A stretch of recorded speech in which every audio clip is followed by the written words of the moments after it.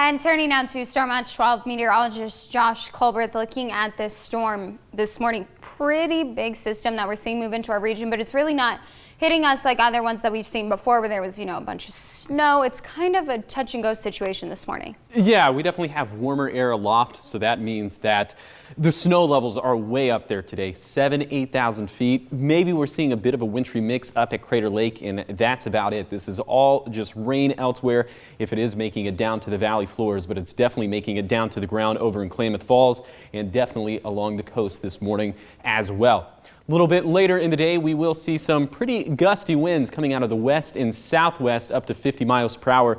This wind advisory runs from 11 a.m. this morning all the way to 2 in the morning on Saturday morning. So we're going to have periods of very gusty winds over on the east side all throughout the rest of this week. Let's time out all the messiness for your Cinco de Mayo, and by the time we get to lunchtime, maybe you want to go out and drink a margarita, celebrate the day. Yeah, it's definitely going to be messy outside, and by the time we get to dinner time, maybe coverage wanes just a little bit, but not by much. It's not going to be until the sun goes down and these showers start to lose some of the fuel from daytime heating that we start to see a pretty significant decrease in coverage. But we could still have a few showers kind of hanging around overnight, but then Friday morning we get to do it all again. Here comes more rain there arriving along the coast. It'll spread inland, and just like with today, right around dinner time, again, we could see some wet weather all across the region, and we'll have even more of that into Saturday.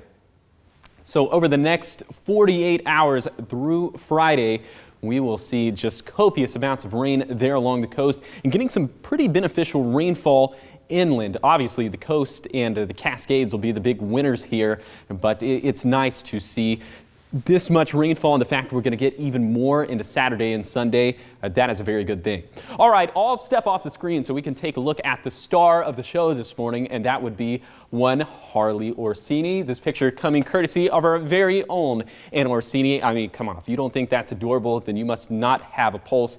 He is ready for the rain, so you should be as well. So for today, we will have periods of rain all throughout the day, very blustery conditions, especially on the east side and along the coast. And then for tonight, more of it continues, although by the time we get to midnight, I think, again, coverage is drastically lower than what we're experiencing this morning and what we'll see during the afternoon.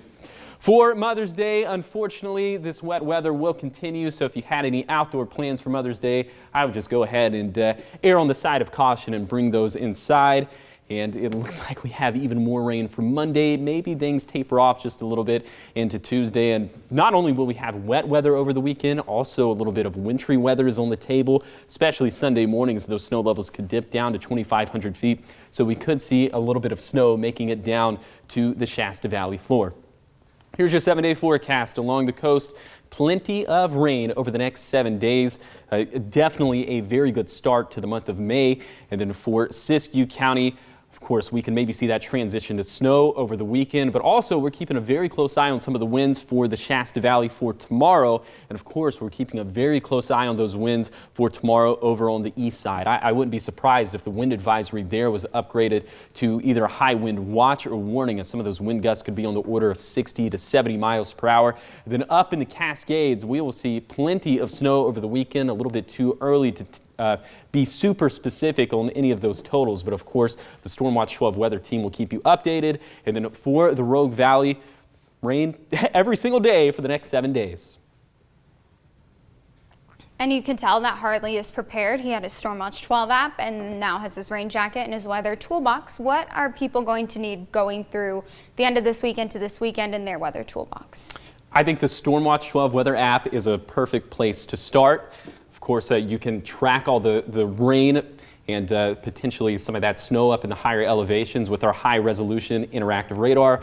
And then also you get push alerts. So if that wind advisory were to be upgraded to a high wind warning over on the east side, bam, you'd get it right there on your phone. So I'd start with the Storm Watch 12 weather app, and then if you want to dig a little bit deeper down into the toolbox, rain boots, raincoat, umbrella, all the cliche stuff. Okay, perfect. Thank you, Josh. Of course.